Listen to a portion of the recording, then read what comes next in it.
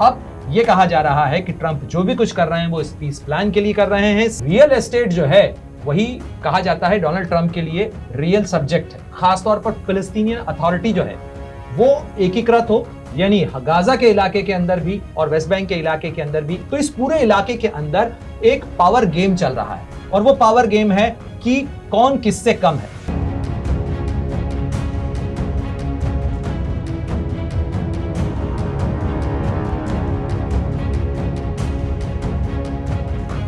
नमस्कार, मेरा नाम है मृत्युंजय और आप देख रहे हैं अमर उजाला।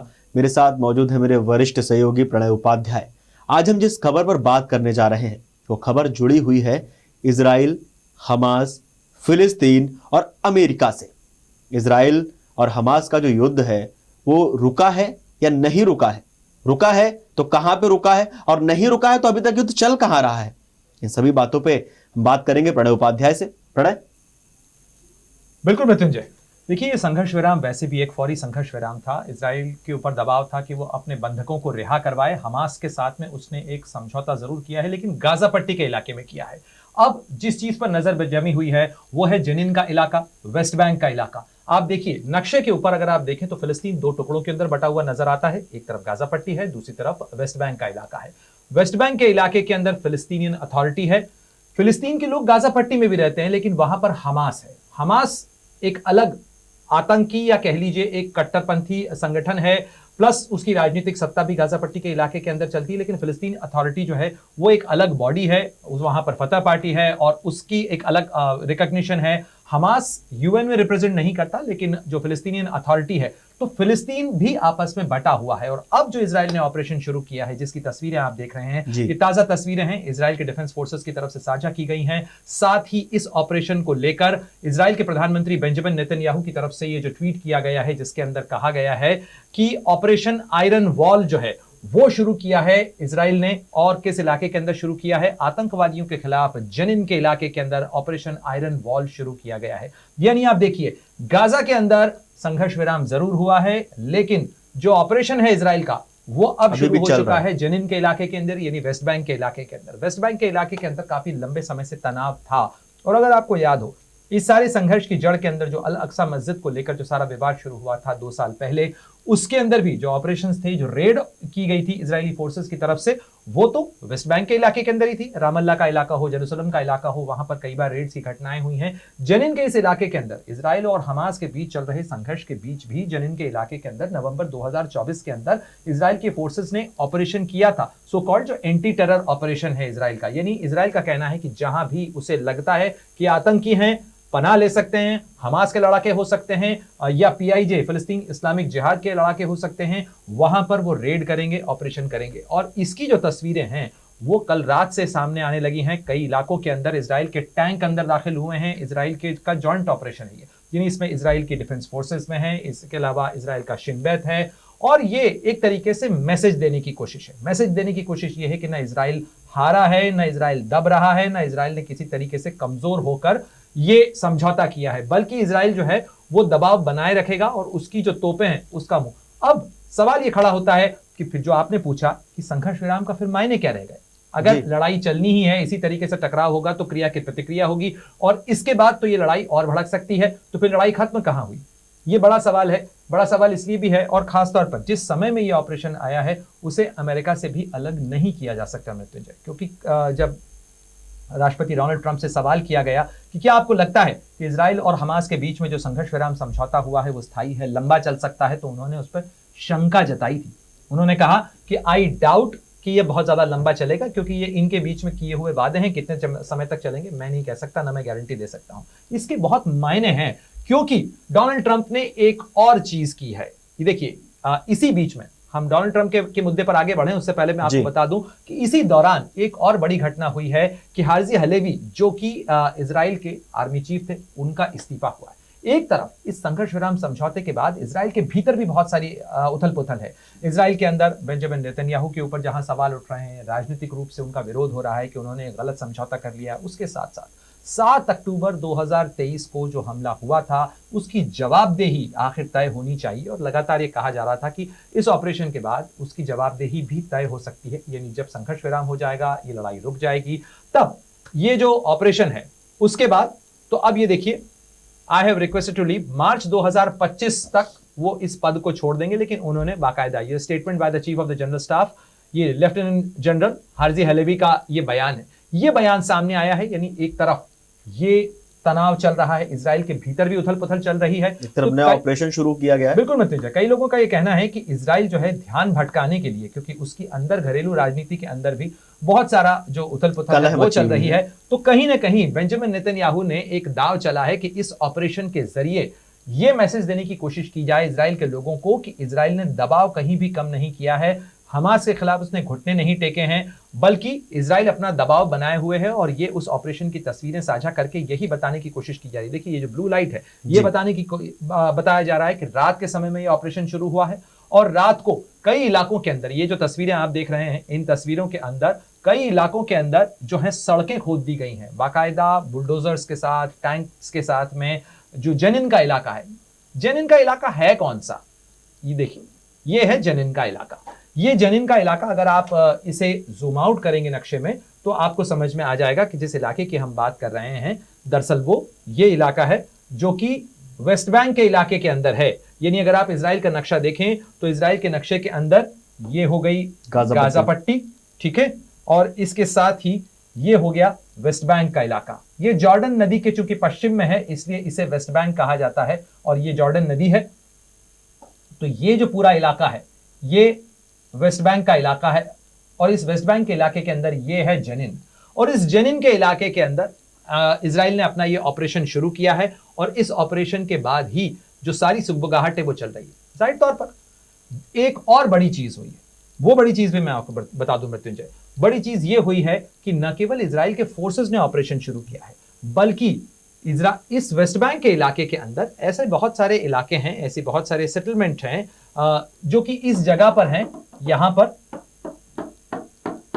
ऐसे करीब 15 जगह हैं, और ऐसी ये वो 15 जगह हैं जहां पर वेस्ट बैंक के इलाके के अंदर इजरायली बस्तियां हैं। और इजराइल जब भी कुछ ऐसा होता है तो इजराइल कहता है कि हमारे लोगों के ऊपर, चूंकि इजराइल के लोग वहां रहते हैं, इसलिए उनको बचाने के नाम पर, उनके लिए प्रोटेक्ट करने के नाम पर, इन सेटलमेंट्स में जो लोग रहते हैं, यानी ये पूरे जो इलाके हैं, यहां पर इजरायली लोग रहते हैं, इजराइल की फोर्सेस यहां पर आती रहती हैं, और ये टकराव का विषय है। और इसीलिए अभी क्या हुआ कि जैसे ही इजराइल ने ये ऑपरेशन शुरू किया, आयरन वॉल, उससे ठीक पहले यहां पर जो इजरायली बस्तियों में रह रहे लोग हैं, उनके स्थानीय फिलिस्तीनी लोगों के साथ में टकराव शुरू हुए, और यहां पर कई जगह पर आगजनी की घटनाएं हुई, और उसको लेकर इस पूरे इलाके के अंदर टेंशन है। उस टेंशन के मद्देनजर ही आप ये देखिए, जो बयान जारी किया गया है, ये इजराइल के ये फिलिस्तीन का जो है, माफ कीजिए, ये जो बयान जारी किया गया है, ये फिलिस्तीन की अथॉरिटी की तरफ से जारी किया गया है, उसका जो विदेश मंत्रालय है उसकी तरफ से जारी किया गया है। और उसके अंदर साफ तौर पर कहा गया है दो महत्वपूर्ण चीजें हैं। एक तो जेनिन के इलाके के अंदर उन्होंने कहा है कि जेनिन के इलाके के अंदर जो है इजराइल की जो कार्रवाई है वो एक तरीके से आक्रमण है, एग्रेशन है। उसके साथ साथ इस चीज को लेकर भी शिकायत दर्ज कराई गई है कि कई इलाकों के अंदर जो फिलिस्तीन के लोगों के साथ में टकराव हुए हैं, ये देखिए, militias and terrorist element against फिलिस्तीन सिटीजन्स। अब किस इलाके के अंदर? यहां पर हथियारबंद लोगों ने, armed settlers, militias and terrorist elements against फिलिस्तीनियन citizens. तो ये है जिसको लेकर कहा जा रहा है कि क्या संघर्ष विराम के नाम पर फिलिस्तीन के लोगों के साथ खेल हो गया। बिल्कुल वही सवाल है। सवाल एक और सबसे बड़ा ये भी है प्रणय कि अब अमेरिका का इसमें क्या रोल है, अमेरिका इस पे क्या कह रहा है, क्योंकि अमेरिका इतनी बड़ी शक्ति है, चाहे तो युद्ध रुक जाए, अगर वो बीच में हस्तक्षेप हो, वार्तालाप हो। क्या अमेरिका की तरफ से ऐसा कुछ किया गया है, कुछ हुआ है? देखिए, अमेरिका की तरफ से क्या किया गया है, क्या कहा गया है, डोनाल्ड ट्रंप अब आ चुके हैं, इस पर हमने चर्चा की थी कि डोनाल्ड ट्रंप जो धड़ाधड़ फैसले कर रहे हैं, उन फैसलों के अंदर उन्होंने एक बड़ा और महत्वपूर्ण फैसला किया है। उन्होंने जो फैसला किया है, जिन पर वो धड़ाधड़ दस्तखत कर रहे हैं, उसके अंदर एक फैसला जो है वो ये भी है, और ये फैसला जो मैंने अभी आपको समझाया नक्शे के ऊपर, उससे बहुत जुड़ा हुआ है। क्योंकि जब जो बाइडेन राष्ट्रपति थे, उस दौरान 1 फरवरी 2024 को उन्होंने ये फैसला किया था, यानी इजराइल और हमास के बीच जंग शुरू होने के बाद, कि फिलिस्तीन के इलाके के अंदर जो बस्तियां यहां हैं, इस इलाके के अंदर, वहां पर जो इजरायली सेटलर्स हैं, वो इजरायली सेटलर्स और उनकी जो कार्रवाई है उसे अवैध बताते हुए उन्होंने जो है यहां पर प्रतिबंध की घोषणा की थी। ठीक है, और ये जो प्रतिबंधों की घोषणा की गई थी, ये जो एग्जीक्यूटिव ऑर्डर है, कहां पर, किन लोगों के लिए था? ये देखिए, ये जो वो 15 बस्तियां हैं जिनका मैं जिक्र कर रहा था, ये जो आपको डॉट्स दिख रहे हैं, ये सारी वो 15 बस्तियां हैं। इन 15 बस्तियों में रहने वाले लोगों के खिलाफ जो कार्रवाई की गई थी अमेरिका के राष्ट्रपति जो बाइडेन की तरफ से, उसे डोनाल्ड ट्रंप ने दफ्तर में आने के बाद पलट दिया है। यानी ये जो ऑर्डर था, उस ऑर्डर को अब पलट दिया गया है, उसे निरस्त कर दिया गया है डोनाल्ड ट्रंप ने। यानी अब जो फिलिस्तीन का इलाका है, यानी जो वेस्ट बैंक का इलाका है, वहां रहने वाले जो इजरायली सेटलर्स हैं, उनके खिलाफ जो भी कार्रवाई अमेरिका ने की थी, उसे उन्होंने निरस्त कर दिया है, पलट दिया है। साथ ही एक और बड़ी और महत्वपूर्ण चीज जो है, जो इस इलाके के अंदर कही जाती है, क्योंकि ऐसे ही नहीं कर रहे हैं डोनाल्ड ट्रंप सब कुछ। डोनाल्ड ट्रंप वो शख्स हैं जिन्होंने अब्राहम अकॉर्ड करवाया था 2020 के अंदर। इजराइल और जो अरब का इलाका है, उनके बीच में रिश्तों को बेहतर कराने के लिए उन्होंने ये अब्राहम अकॉर्ड करवाया था। और उस अब्राहम अकॉर्ड के साथ ही उन्होंने एक पीस फॉर्मूला दिया था, जिसे कहा जाता है ट्रंप का पीस प्लान। अब यह कहा जा रहा है कि ट्रंप जो भी कुछ कर रहे हैं वो इस पीस प्लान के लिए कर रहे हैं। साथ ही 2020 में एक बड़ी रोचक घटना यह भी हुई थी कि ये इलाका देख रहे हैं आप मृत्युंजय, ये कहा जाता है गोलान हाइट्स का इलाका। इस गोलान हाइट्स के इलाके के अंदर यहां पर इजराइल के इलाके हैं, और इसी जगह पर एक ट्रंप हाइट भी है। ये ट्रंप हाइट जो है वो ज्यूज जो एसोसिएशन है अमेरिका में रहने वाली, उसने यहां पर ये जमीन दी थी। क्योंकि ये इजरायली सेटलमेंट का इलाका है, उन लोगों ने, और वहां पर एक ट्रंप हाइट कॉलोनी बनी है, एक ट्रंप हाइट एरिया बना हुआ है। तो इस पूरे जगह इलाके के रियल एस्टेट के अंदर भी ट्रंप खासा इंटरेस्ट रखते हैं। यहां तक कि मैं आपको रोचक बात बताऊं कि डोनाल्ड ट्रंप से जब सवाल किया जा रहा था गाजा पट्टी के इलाके को लेकर कि गाजा के अंदर क्या होने जा रहा है, तो उन्होंने कहा कि गाजा तो ऐसा लगता है कि वो पूरी तरह से बर्बाद हो चुका है, बहुत अच्छी जगह है, बहुत सुंदर जगह है। गाजा पट्टी के इलाके के अंदर आप सोचिए कि वहां कितना कुछ हो सकता है। गाजा पट्टी का ये जो इलाका है, ये तो समुद्र के किनारे है, यहां पर मैसिव रिकंस्ट्रक्शन के साथ साथ ये सी बीच का इलाका है, बहुत सारी संभावनाएं हैं गाजा के इलाके के अंदर। तो कहीं ना कहीं यह भी कहा जा रहा है कि इस पीस प्लान के बहाने जो रिकंस्ट्रक्शन होगा, जब इस इलाके के अंदर पुनर्निर्माण होगा, तब उसके जो कॉन्ट्रैक्ट्स हैं, उसके अंदर भी हिस्सेदारी अमेरिकी कंपनियों की हो सकती है। तो रियल एस्टेट जो है, वही कहा जाता है डोनाल्ड ट्रंप के लिए रियल सब्जेक्ट है। थोड़ा एक सवाल लगातार जो हमारे दर्शक हमसे पूछते रहे, हम अमेरिका की आग पे सवाल करते थे, वीडियो बनाते थे, हमारे पास सवाल आते थे उनके कि गाजा, अमेरिका और गाजा का कनेक्शन, कि जो गाजा में हुआ था वही अमेरिका में हो रहा है, क्या ऐसा कुछ लिंक? अभी आपने गाजा पट्टी को दिखाया है, यहाँ पे ट्रंप का आपने स्टेट दिखाया है, ट्रंप का एक रियल एस्टेट का यहाँ पे काम चल रहा है पूरा, आर्थिक रूप से, भौतिक रूप से अमेरिका पूरी तरह से यहाँ जुड़ा हुआ है। तो वो जो सवाल थे, अगर उनका कहीं कनेक्शन देखा जाए तो कुछ क्या जवाब है हमारे दर्शकों के लिए? देखिए, ये क्या है, इसे आप दर्द की बद्दुआ कह सकते हैं कि एक परेशान आदमी, और खासतौर पर उन परेशान लोगों के साथ में हमदर्दी रखने वाले लोगों को शायद ये लगा हो कि जो कुछ हो रहा है कैलिफोर्निया के इलाके के अंदर, क्योंकि कल रात भी सैन डिएगो का जो इलाका है अमेरिका का, कैलिफोर्निया का सैन डिएगो इलाका, वहां पर जबरदस्त आग लगी थी। वहां से भी कई लोगों को इवैक्यूएट किया गया है। यानी हम कहां की बात कर रहे हैं, हम पैलिसेड की बात कर चुके थे कल, ईटन की हम बात कर चुके थे, लेकिन एक नया इलाका जो है सैन डिएगो का इलाका, वहां से लोगों को खाली कराया गया। हालांकि उस आग को काफी हद तक नियंत्रित कर लिया गया कुछ ही घंटों के अंदर, और अब फर्दर इवैक्यूएशन ऑर्डर नहीं है। तो ये जो बातें की जा रही हैं, जो भी आप पढ़ रहे हैं, उसको लेकर अब देखिए, इसका तो कोई प्रूफ होता नहीं है कि क्या वाकई में किसी की बद्दुआ लगी या नहीं लगी, लेकिन हाँ, यह बात जरूर है। लेकिन जो कुछ हम ट्रंप के बारे में बात कर रहे हैं, उसके साथ यह नहीं भूलना चाहिए कि ट्रंप ने जो प्लान दिया था, कई जानकारों का मानना है कि वो एक 2 स्टेट नेशन का जो फॉर्मूला है, उसके ऊपर आगे बढ़ने की एक स्थिति हो सकती है। ये जो इलाका है, इसके अंदर आपको नक्शे में जो नजर आ रहा है, ये दरअसल फिलिस्तीन का जो स्टेट है, उसको इतना इलाका उसका सुनिश्चित किया जाए। साथ ही ये देखिए, वेस्ट बैंक और गाजा को जोड़ने वाली टनल यहां पर बनाई जाए, ताकि ये जो गाजा पट्टी का इलाका और जो ये पूरा इलाका है, ये आपस में जुड़ सके, ये सुनिश्चित किया जाए। इसके साथ साथ इजराइल के लिए भी, इजराइल की जो फोर्सेस हैं, वो इस इलाके के अंदर अपनी बस्तियों तक आ सकें, उसके लिए बाकायदा प्रॉपर रोड बनाई जाए और एक मैकेनिज्म बनाया जाए। ये 2 स्टेट नेशन की बात है, यानी दोनों जो देश हैं, फिलिस्तीन जो कि इजराइल से पूरी तरह से घिरा हुआ है, लेकिन उसे जीने का हक है, उसको भी यहां पर बस्तियां, अपने लोगों के एडमिनिस्ट्रेशन का जो हक है, वो कैसे सुनिश्चित हो सके, इसको कहा जा रहा है, ये जो पीस प्लान है, ये कंसेप्चुअल मैप है, एग्जैक्टली इस तरीके से नहीं होगा, लेकिन कम से कम इसके अंदर एक कंसेप्ट बताया गया है कि इस मैप को अगर जमीन पर उतारा जाएगा तो क्या क्या इसके अंदर मुमकिन है। ये विजन फॉर पीस प्लान है जो कि डोनाल्ड ट्रंप ने 2020 में दिया था। उसके बाद वो व्हाइट हाउस से चले गए। अब वो चूंकि व्हाइट हाउस के अंदर वापस आ चुके हैं, कई जानकारों का कहना है कि ये यहां पर वापस कवायद आगे बढ़ सकती है। लेकिन अभी जो कुछ हो रहा है उसके अंदर बहुत चर्चा इनके बयान को लेकर भी हो रही है। ये मोहतरमा, ये जो मैडम आपको नजर आ रही हैं, ये एलिसा एम स्टेफानिक हैं। एलिसा एम स्टेफानिक जो हैं वो डोनाल्ड ट्रंप की नॉमिनी है यूएन के अंदर, और यूएन में अमेरिका की ये राजदूत बनने जा रही हैं। कल उनकी सेनेट हियरिंग थी और इनका एक बयान है जिसमें उन्होंने कहा कि इजराइल को हक है जो बिब्लिकल मैप है उस बिब्लिकल मैप को रिक्लेम करने का। अब अगर आप बाइबल के काल की तरफ जाएंगे और उस मैप को रिकंस्ट्रक्ट करना चाहेंगे, उस मैप को अगर आप बनाना चाहेंगे, तो ये एक नई बहस शुरू कर देगा। तो सबसे पहले तो ट्रंप और उनकी टीम दोनों ही क्या चाह रहे हैं, ये कम से कम प्रैक्टिकली मैप के जरिए या प्रपोजल के जरिए या किसी बातचीत की बेस के ऊपर जब तक नहीं आता तब तक तो ये सारी चीजें बहुत उलझी हुई हैं। और खासतौर पर ऐसे में, क्योंकि ये मैप जिसकी बात कर रहे हैं स्टेफानिक, तो इससे बिल्कुल और आगे के मैप की बात कर रहे हैं। और मैप कैसे बदला है, आप जरा ये चीज भी देखिए। ये यूएन के आर्काइव से निकाला हुआ एक मैप है जो मुझे लगा कि इस समय हमारी चर्चा के लिए महत्वपूर्ण हो सकता है। ये 1938 का, अक्टूबर 1938 का मैप है। और जरा इस नक्शे को आप देखिए तो आप अंदाजा लगा सकते हैं कि उस समय में जब ये डिवीजन की बात चल रही थी कि जूइश स्टेट और अरब स्टेट, इनके बीच में डिवीजन क्या हो, तो अरब स्टेट इतना बड़ा था, जूइश स्टेट जो ये जूइश जेरूसलम एनक्लेव है ना, और ये मैंडेटेड टेरिटरी है, ये जूइश स्टेट के इलाके हैं।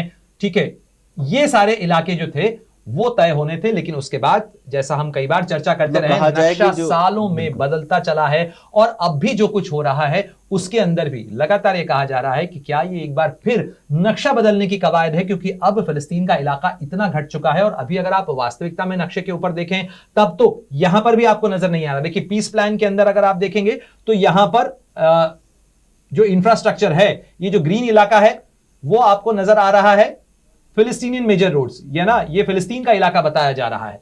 ठीक है, यहां पर।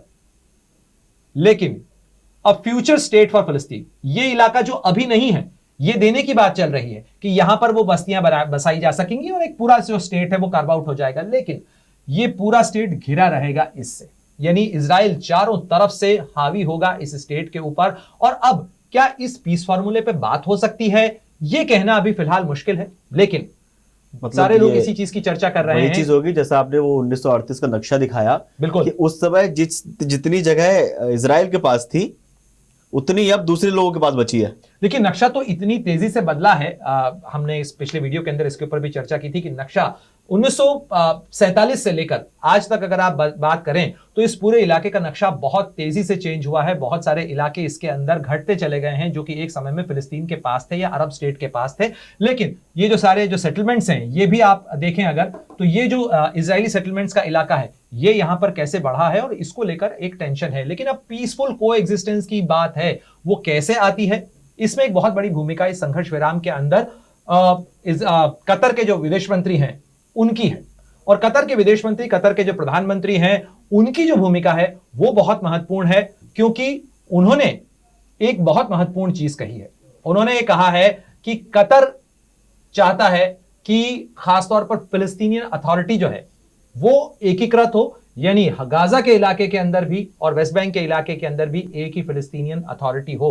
इसके बहुत गहरे मायने हैं। इसके मायने सीधे सीधे ये हैं कि कतर भी ये चाहता है कि अब हमास खत्म हो, हमास न हो बल्कि एक फिलिस्तीनियन अथॉरिटी हो, एक फिलिस्तीन अथॉरिटी हो जिसके साथ बात की जा सके। अभी बहुत सारी चीजें, आधिकारिक मुल्क हो जिसका अपना संविधान हो, उससे बात हो सके। आधिकारिक मुल्क ही नहीं, यहां पर जो मसला फंस रहा है, मसला ये फंस रहा है कि आप ये देखिए, ये स्टेट ऑफ फिलिस्तीनियन एमएफए है, ठीक है, यानी फिलिस्तीन का विदेश मंत्रालय जो ये तमाम बयान जारी कर रहा है, ठीक है, जनीन के सेटलर्स को लेकर और इस इलाके के अंदर लगातार जो टकराव हुआ है, तनाव हुआ है, उसको लेकर उन्होंने ये अपना बयान जारी किया है। लेकिन अगर आप गाजा पट्टी के इलाके के अंदर चले जाएं तो यहां पर इस फिलिस्तीन अथॉरिटी का आदेश नहीं चलता है, बल्कि यहां पर हमास का आदेश चलता है। हमास और इनके बीच में आपस में टकराव है और इस टकराव के कारण हमास यहीं तक सीमित है, ठीक है, और जो फिलिस्तीन अथॉरिटी है, महमूद अब्बास जिसके प्रमुख हैं, उसका सारा कार्यकाल यहां तक है। उसके साथ साथ फिलिस्तीन अथॉरिटी के अंदर चुनाव होने हैं, जो कि बीते 2 साल से चुनाव अटके हुए हैं। तो ये जो सारी चीजें हैं, ये कहीं ना कहीं बता रही हैं कि एक अंतर्राष्ट्रीय करवट जो है वो इस पूरे इलाके के अंदर चल रही है। और इसी के बीच में जो इजराइल के ऑपरेशंस हैं वो चिंता बढ़ा रहे हैं कि इजराइल अगर इसी तरीके से ऑपरेशन चलाता रहा तो फिर आप फिलहाल सेटलमेंट की बात तो भूल जाइए ना, क्योंकि बातचीत की मेज पर कोई भी व्यक्ति तब आता है, या बातचीत की जो गुंजाइश है वो तब बनती है जब ऑपरेशन रुका हो। वरना अगर ऑपरेशन चलते रहेंगे इसी तरीके से, लेकिन इजराइल का यह कहना है कि भाई हमें खतरा है, और जब जब हमने शांति की गुंजाइश दी है, ये ऑर्गेनाइजेशंस रीग्रुप हुए हैं। हमने तस्वीर देखी, मृत्युंजय आपने भी देखी होगी, कि जब हमास के कब्जे से उन बंधकों को रिहा किया जा रहा था, तब उसके बाद उनके आसपास नकाबपोश और हथियार लहराते हुए हमास के लड़ाके नजर आ रहे थे। एक शक्ति प्रदर्शन की कोशिश करता हुआ हमास भी नजर आ रहा है। तो इस पूरे इलाके के अंदर एक पावर गेम चल रहा है, और वो पावर गेम है कि कौन किससे कम है, या हम किसी से कम नहीं। हर कोई ये दिखाने की कोशिश कर रहा है हथियार हमारे पास कम नहीं है, हथियार हमारे पास कम नहीं है। हालांकि एक चीज जरूर हुई है इस इलाके के अंदर, और वो जो रीजन मैप है, उस मैप के अंदर अगर आप देखें कि ईरान से जो कॉरिडोर बन रहा था, हथियारों का जो कॉरिडोर बन रहा था ईरान से लेकर इस पूरे इलाके से लेकर, यानी यहां से ये ईरान है, और ईरान से इराक, इराक से सीरिया, और सीरिया से होते हुए लेबनान तक जो कॉरिडोर पहुंच रहा था, वो कॉरिडोर जो है वो अब कमजोर हुआ है। और इजराइल का ये दावा है कि हमने इस कॉरिडोर को भी तोड़ा है, हमने ईरान को भी काफी हद तक इस प्रतिक्रिया के मामले में कमजोर किया है, और अब हम इसलिए ये बातचीत कर रहे हैं, इसलिए हमने ये गाजा के इलाके में संघर्ष विराम किया है। लेकिन सवाल वहीं बरकरार है कि क्या वाकई में संघर्ष विराम हुआ है, क्या केवल यहां पर कुछ देर की ये शांति है और उसके बाद फिर बारूद के शोले भड़कने लग जाएंगे। एक जगह अगर कह दिया है कि हमने शांति कर ली है, युद्ध रुक गया है, लेकिन वहीं दूसरी जगह पे तो युद्ध चल रहा है ना, लगातार वहां गोला बारूद चल रहा है। खैर प्रणय, बहुत बहुत धन्यवाद आपका इस सारी जानकारी हम तक पहुंचाने के लिए। आप लोगों को क्या लगता है इजराइल, हमास, गाजा, फिलिस्तीन को लेकर, हमें कमेंट करके बताइए, और देखते रहिए अमर उजाला। अमर उजाला जीवांजलि के सारथी की मदद लें और महाकुंभ में स्नान जरूर करें।